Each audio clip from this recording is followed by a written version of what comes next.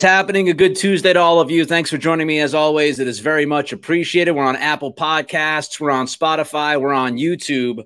Let's start off today talking about these Patriots weapons, quote unquote weapons, because I have lots of questions. I'm sure you have lots of questions. Last week, I wondered out loud whether or not it was too early to be panicked or very concerned about the Patriots weapons at wide receiver or lack thereof. And I'm telling you, now that we've seen 2 weeks of football, I don't feel any better about these weapons than I did after week one. And that's even more concerning because Devontae Parker was out there. And I know he wasn't totally healthy, but that's an issue all within itself. So let's look at these weapons. And I want to put some context behind this. So Pro Football Focus, I know not a lot of people love every statistic that they have. I don't love every stat that they have. But I did find this stat from week one very telling. Kendrick Bourne. So what Pro Football Focus did was they looked at all the top receivers in the league for each team. So they graded out. They graded out every receiver for every team, and then they ranked the best receivers from each team, if that makes sense, right? So you take the Patriots, you take a look at the grade for Juju Smith-Schuster and the grade for Demario Douglas and Booty and Kendrick Bourne. And then you take the best grade from those guys, and that is the representative for the Patriots that week, okay? So they did that for all 32 teams. Do you know where the Patriots' #1 receiver from week one ended up when compared to the rest of the league? It wasn't good. So Kendrick Bourne, week one, was the highest graded receiver for the Patriots. His grade was under a 66. It was a 65.9. Kendrick Bourne, out of the #1 receivers in the league, there's 32 of them from week one. Bourne finished 29th in the league. 29th out of 32. There were only 3 players with lower grades at wide receiver in week one than Kendrick Bourne. Those 3 players: Cortland Sutton from Denver, 64.5. Mac Hollins from Atlanta, 62.9. And Darius Slayton from the Giants at 54.7. Mac Jones's best receiver from week one, according to Pro Football Focus grades, was the 29th best option in the league when you look at the #1 options out of 32 teams. No bueno. Juju Smith-Schuster has no explosion. He don't look right. He don't look healthy. When they signed Juju in the offseason, I said, hey, slight upgrade over Jacoby Myers. I was completely unaware that Juju's knee was this bad. I knew that he had some knee questions and some health questions in the past, but I didn't know it was going to look like this. This guy is adjusting at his knee after every catch, after every play, which tells me he's very uncomfortable with what's going on. Mike Reese said this on Sunday that, you know, when you look back at the 4th and 3 play, week one, we all wondered why Juju did not run a great route. He just didn't go against the leverage correctly. Reese actually said that it could be because Juju doesn't quite have confidence in his knee. So he did not want to make the cut that was necessary to have the best route on that play. Mike Reese, as we know, he doesn't just throw stuff up against the wall. Mike Reese's game is not reckless speculation. So Juju can't even trust his knee to make certain cuts on the field. And that's the guy you paid the most money for in the offseason. Not good. Devontae Parker, limited. The best ability he brings to the field is the 50-50 balls, and he did not do a good job on that Mac pick. Again, Mac has enough of the blame on that interception. We talked about it yesterday. But Parker, Mac is hoping that his receiver fights for that football. Not only that, before you get to the actual spot of the pick, Mac is trusting that his receiver is going to fight through the route, which Parker did not do. Parker was bodied by Howard on that play. Inexcusable from your perceived #1 receiver. Kendrick Bourne is good. He's not great. He's very inconsistent when running routes. And there are a number of plays that you watch where Kendrick was supposed to do this, but Kendrick did that. If you want to get more specific, check out the Greg Bedard Patriots podcast with yours truly. Greg dives into 2 or 3 plays during the recap of week 2 on the pod that we recorded earlier today. So you can check out the specifics. But the thing with Bourne is there's a difference between good and very good or elite. And I highlight one play. I don't know how many people watched Monday Night Football last night, but there was a play down the sideline. Derek Carr to Chris Olave. Chris Olave from Ohio State, first-round pick a couple years ago. Legitimate number 1 guy. Legitimate top-tier talent at wide receiver. And Carr throws it down the sidelines. It's a bucket throw. It's not a great throw by Carr. It's a good throw. But Olave makes a spectacular catch. That's top-tier talent. You compare that play down the same sideline, same situation, same kind of feel, right, for this play. Mac Jones throws a perfect, and I mean perfect, bucket throw to Bourne against the Dolphins, and what happens? Bourne drops the football. And I know people say, Nick, but the defensive back is holding Bourne's wrist. He's pulling at his arm. Bourne needs to fight through that. That's what receivers do. They fight through that contact. That kind of contact happens almost every time on those deep balls down the field. The only time that doesn't happen is if you've got a Tyreek Hill who beats his guy by 2 or 3 steps and he's just wide open. When you throw those bucket throws downfield, you are depending on your receiver to fight through the route, fight at the point of the catch, and help you out a little bit. And that's the difference between Kendrick Bourne, okay, good receiver, and Chris Olave, top-tier talent. Pop Douglas, he's shown potential, but he played only 33 snaps in week 1. And then, of course, we went through what happened on Sunday against the Dolphins to Pop. I thought it was a silly benching by Bill Belichick. I did not think that was an undisciplined play by Pop. I did not think that was a careless play by Pop. That was a good play by Bradley Chubb, hustling and coming from behind and punching the ball out. And by the way, if you want your receiver to not fumble the football, maybe play him a little bit more in the preseason. Just saying. So you bench him. Pop Douglas is the only guy that has explosivity within this offense. Ramondre Stevenson will show you stretches of that. He'll have some plays where you go, oh, that was explosive.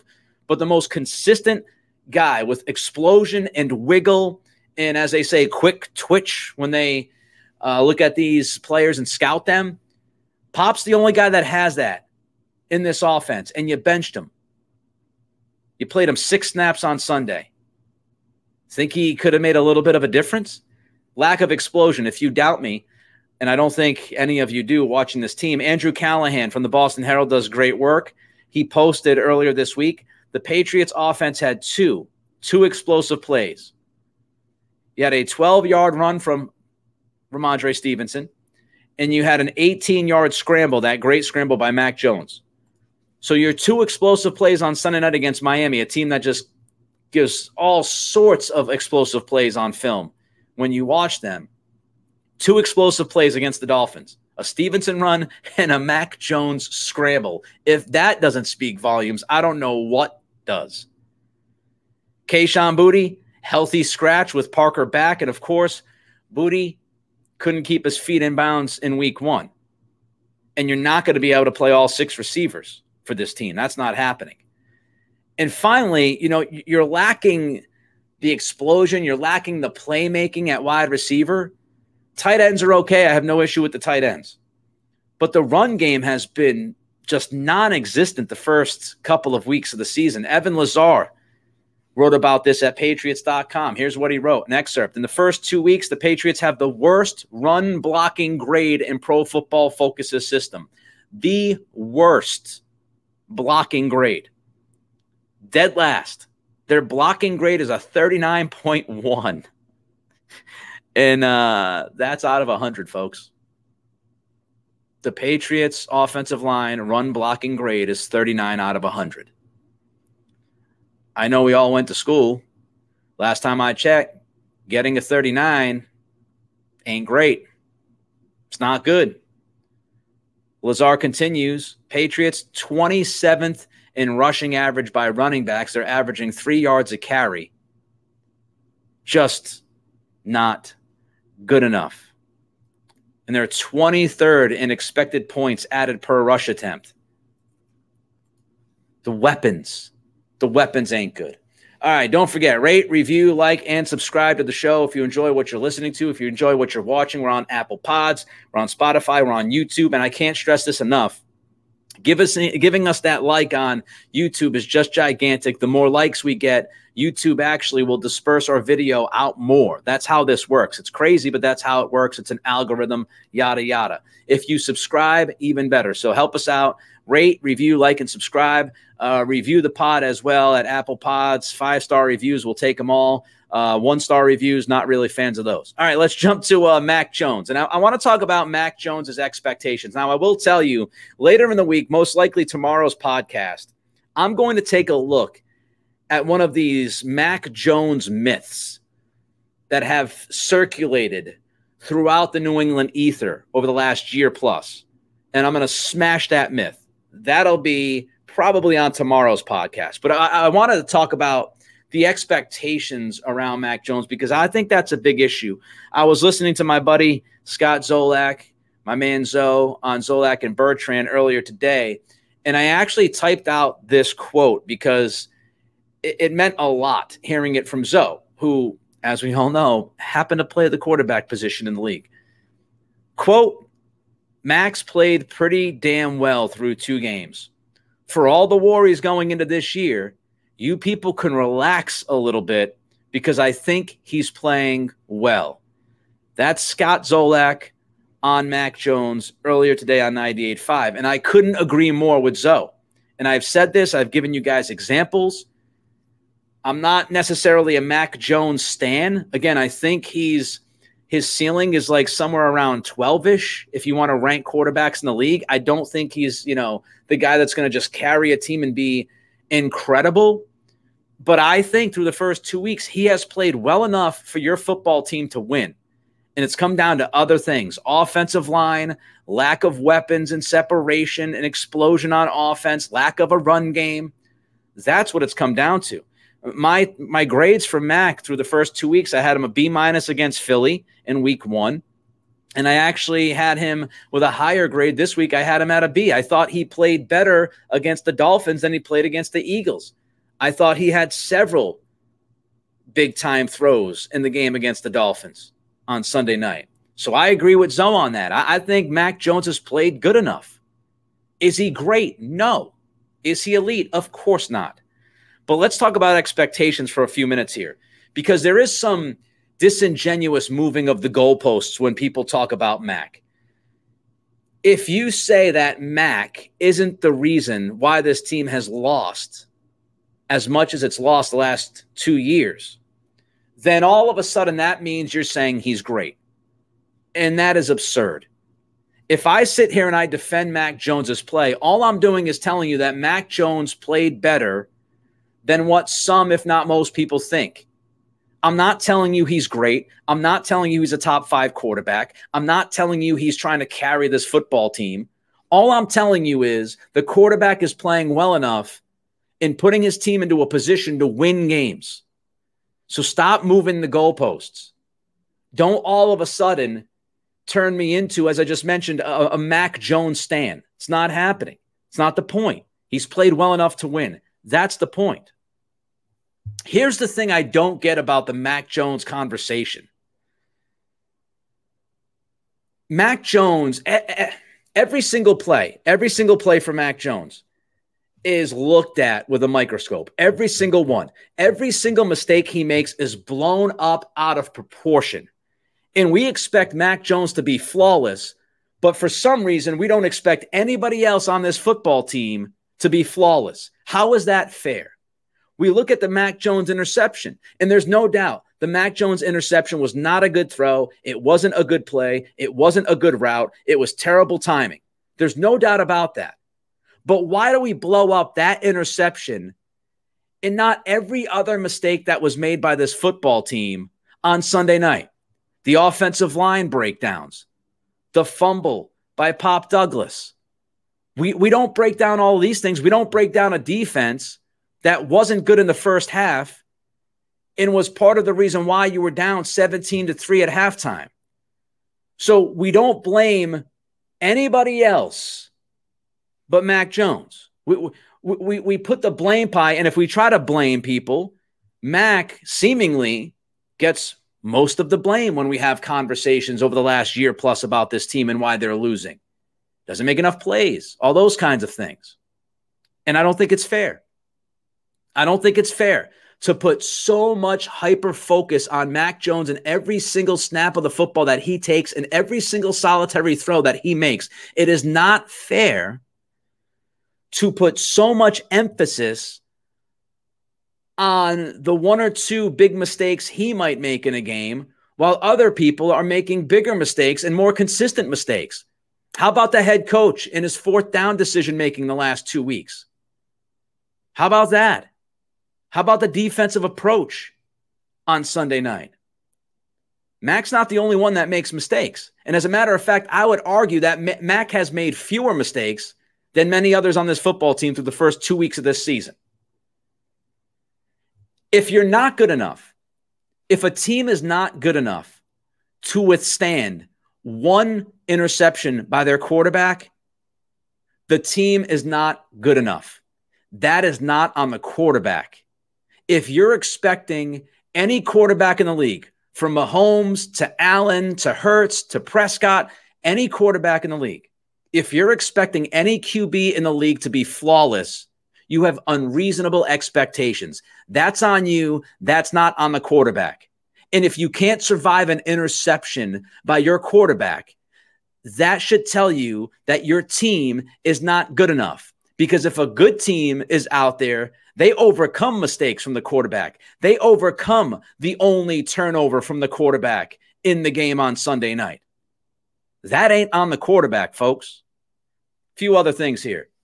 Mac Jones is not and has never been considered a guy to carry a team. And if you start with that thought process, you're starting with the wrong premise. He's not that kind of quarterback. I've never said he's that kind of quarterback. I don't know how many people even tried to say he's that kind of quarterback. Straw man's argument. Mac Jones, guess what? Breaking news. He's just like every other quarterback in football. He's going to make mistakes. I've seen Patrick Mahomes make a lot of mistakes. I've seen Josh Allen make a lot of mistakes. I've seen the top quarterbacks in football make mistakes. Again, do you have the team that can overcome those mistakes? Because quarterbacks are going to make them. Everyone breaks down every play from Mac. You know, the fact that the Patriots were down 17-3, I tweeted this at Nick C Radio if you want to follow me. I posted that Mac Jones, his play on Sunday night kept this game competitive. And I had some pushback from people. It was the defense and it was the special teams. No. Now, the defense in the second half was better. Special teams, obviously, Schooler with the blocked field goal, tremendous play. But do we just forget? Like, if Mac Jones threw 2 interceptions in the first half and the Patriots were down 17-3, the blame would be on the quarterback, and people would say, oh, well, your quarterback set you back 17-3 at the half. How can you come back from that? No fault of Mac Jones. This team was down 17-3 at the half against the Dolphins. No fault of Mac. Bad O-line play, Pop Douglas fumble in your defense. Your defense. You heard that right. I am the first one to throw flowers at the feet of the defense when they play well. When they don't play so well, I'll tell you. That's how this works. Give credit when they deserve it. Criticize when they deserve it. In the first half, the defense wasn't good. They gave up 17 points. Not good. They gave up 237 total yards. Not good. Miami was 3 for 5 on third down. And one of those third downs, by the way, is when Tua went like ass over tea kettle because he turned his ankle. Miami 3 for 5 on third down. Not good. Oh, Nick, they're playing bend, don't break. I get it. Tweeted that out after the first drive where the Patriots gave up all that yardage and then it resulted in a field goal. Bend, don't break. Here's the problem with bend, don't break. You can't break. The defense broke. Miami was 2 for 3 in the red zone, touchdowns. Okay? So out of their 3 trips to the red zone, they scored 2 touchdowns. Your defense, your offensive line, and the turnover on offense was the reason you were down 17-3. Defense gave up a 75-yard touchdown drive at the end of the first half. That's not good defense. Tell me when I'm telling lies. Tell me.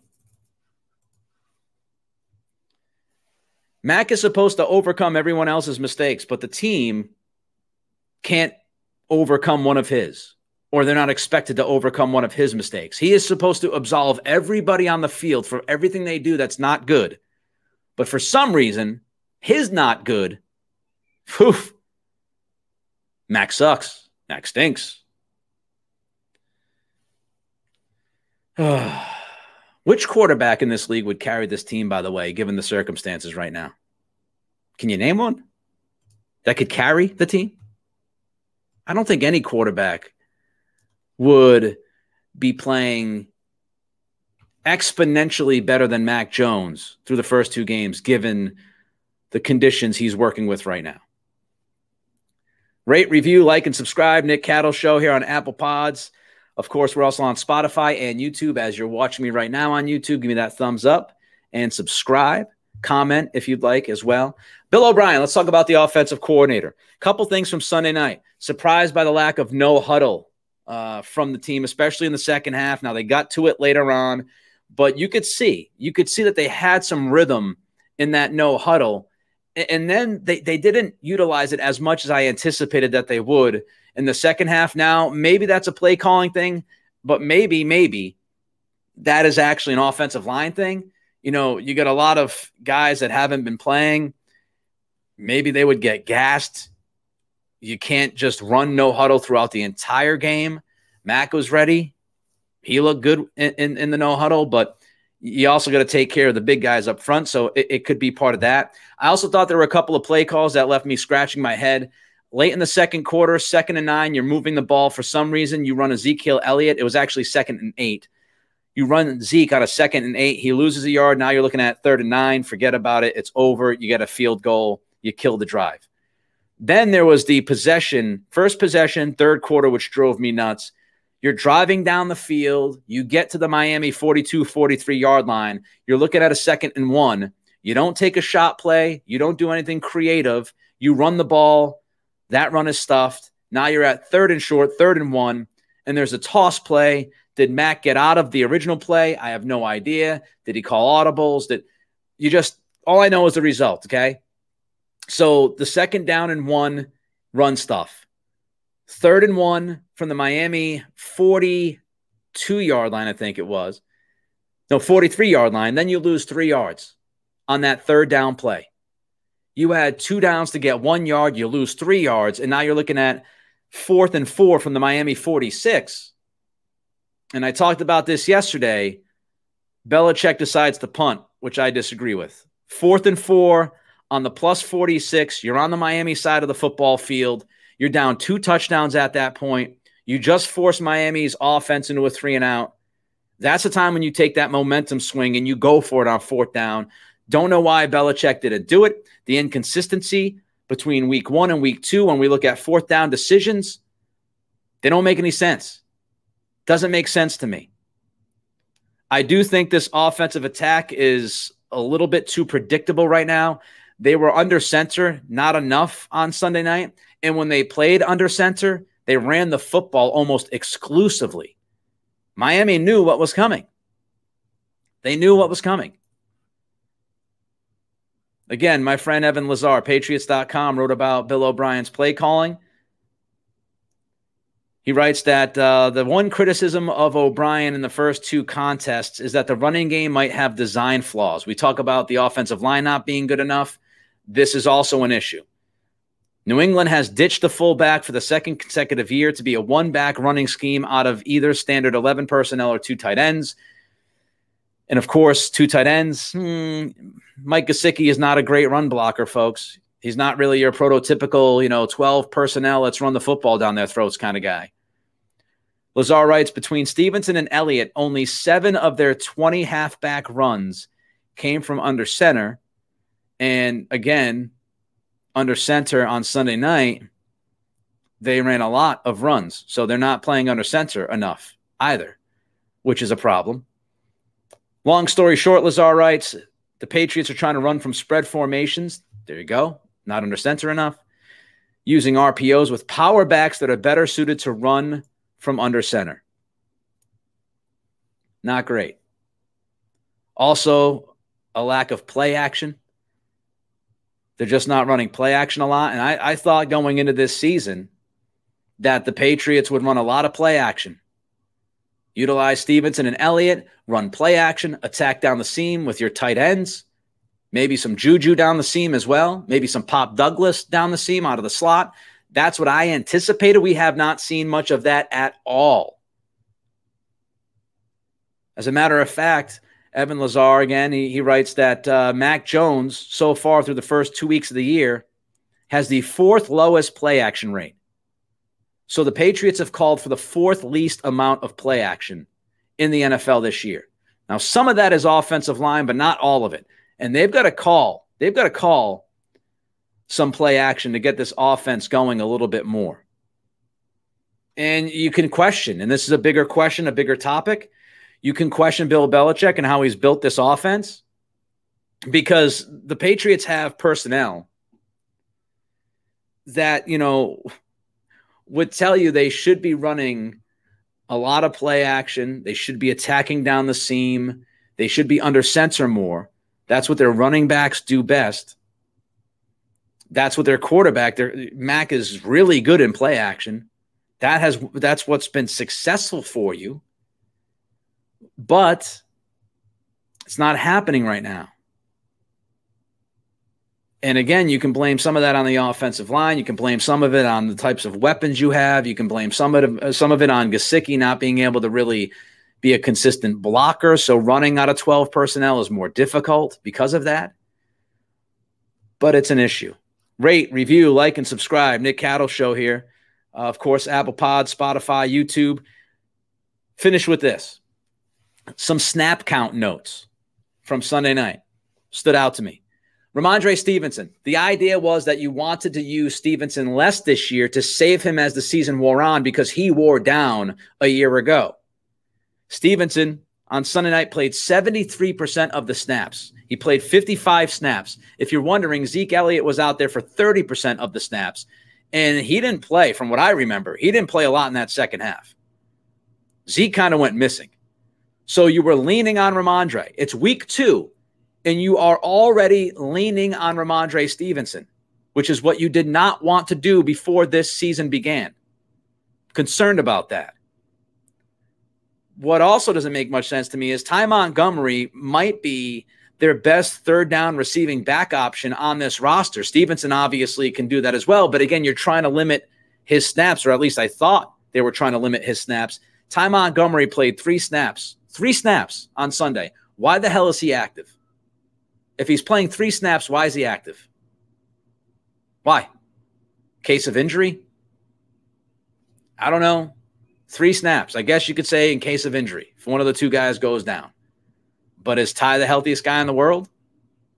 Huh? Third running back on this team. Running back depth is an issue. Juju. His snaps were up in this game. A lot of that had to do with Pop Douglas getting benched. Juju played 44 snaps. 59% of the snaps in this game. Almost no impact. Bubble screens that went nowhere over and over and over again. Kendrick Bourne had the second fewest snaps at wide receiver in the game.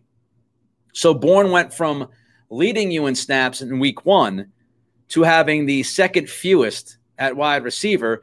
And who knows how much that would have changed if Pop Douglas played. I don't know. And Kendrick Bourne, we mentioned this earlier in the pod. The route running isn't great. It isn't consistent. And that's a part of the problem here. So the guy who is most likely your most talented receiver out of the veterans, he doesn't run routes consistently. Do you sense a trend here? Parker, we could sit there and say that Devontae Parker isn't healthy. Well, he played 100% of the snaps. The dude did not take a snap off on Sunday night. If you play 100% of the snaps, you're healthy, or at least healthy enough. And finally, Marte Mapu finished with 48% of the snaps. That went up versus week 1 by a decent margin. I'm sure some of that had to do with the approach that the Patriots had defensively against Miami on Sunday night. But that's one person that I'm looking at as far as snaps. He and Keon White. And Keon White's snaps slightly went up this past week as well. I want to see Mapu and Keon White. I want to see their snaps continue to increase throughout the year. All right, so there you have it. Tuesday's episode in the books. Hopefully you enjoyed this. If you did, Spotify, Apple Pods, YouTube. Don't forget to rate, review, like, and subscribe. We will be back tomorrow unless there's some breaking news. We could always do a breaking news pod here. But everybody enjoy your Tuesday night. We're back on Wednesday with a lot more for you.